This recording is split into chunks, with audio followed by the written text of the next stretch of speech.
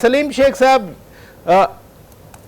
ये इनकी मुशावरत कल है, लेकिन अगर जो आपने गाड़ी मोड़ी है, अगर वो गाड़ी इसी वजह से जा रही है तो फिर तो ये जो डिस्कशन उधर अगर हुई रात को, जो लाहौर में होनी थी वो कहीं इस्लामाबाद में हुई, तो कल की जो कोर कमेटी मीटिंग है और फिर उसके बाद उनके बानी चेयरमैन खान साहब की जो नोट आएगी, ये कितनी इंपॉर्टेंट आपको लग रही है? क्या उधर मायूसी हुई पीपल्स पार्टी को लाहौर में, या सिर्फ वजन बढ़ा है तो फिर इधर भी देखा जा रहा है?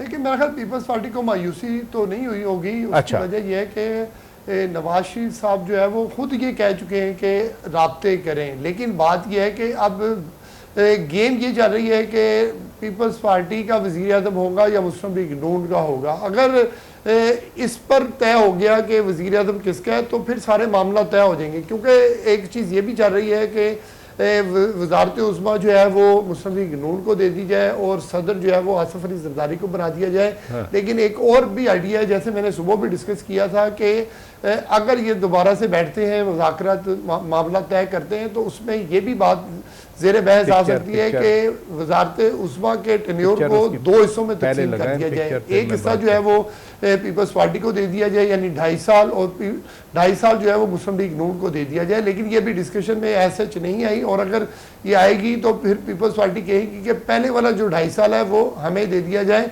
क्योंकि हमने 16 माह की जो हुकूमत थी बतौर PDM, हमने मुस्लिम लीग नून का जो वज़ीर आज़म है मियां मोहम्मद शहबाज शरीफ, उनको वोट दिया था। तो चले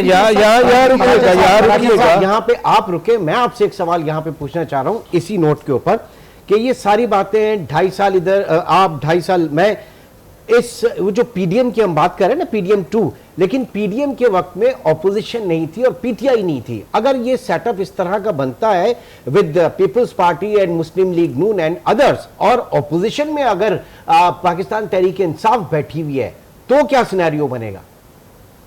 फराजा साहब, मेरा ख्याल है मैं इसको सवाल से ज्यादा आपका कमेंट ले रहा हूं, पॉसिबिलिटीज में डिस्कस कर रहा हूं। सिदरा, ये सिचुएशन यानी इस बयान के बाद आपको एक नई लग रही है, लेकिन बिलावल भुट्टो जरदारी जिस आप इंटरव्यू की या मीडिया की बात कर रहे थे, उसमें बिलावल वादे तौर पर कह रहे थे कि मेरी पार्टी ने मुझे वज़ीर आज़म का उम्मीदवार डिक्लेयर किया है।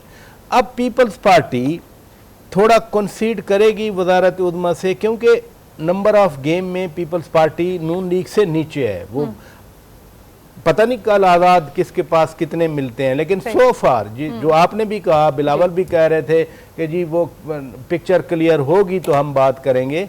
तो आपके ख्याल में फिर बिलावल भुट्टो जरदारी और PTI जब मिलेंगे, वज़ारत उज़्मा तो उधर से भी नहीं मिलेगी? आपके सवाल में ही आपका जवाब है। मुझे ये बताइए कि अगर वज़ारत उज़्मा से वो कंसीड करते हैं या पीछे जाते हैं, तो फिर बिलावल भुट्टो जरदारी या पाकिस्तान पीपल्स पार्टी को इस अलायंस में आने का उनको फायदा क्या है? वो हमेशा की तरह पिछले 16 माह कमेंट कर लें, फिर सेनेटर हुमायूं मोहम्मद साहब भी आप कमेंट कर लें पहले, फिर मैं उनसे ये जो 16 माह थे, हमने देखा कि बड़ी स्ट्रेटेजिकली फॉरेन मिनिस्ट्री ली। या तो हो सकता है बिलावल भुट्टो जरदारी एक दफा फिर फॉरेन मिनिस्टर बनना पसंद करें, लेकिन उनकी कैंपेन पोस्चरिंग से ऐसा नहीं लग रहा। सो मुझे नहीं लगता कि वो पीछे हटेंगे तो उनको फायदा क्या है?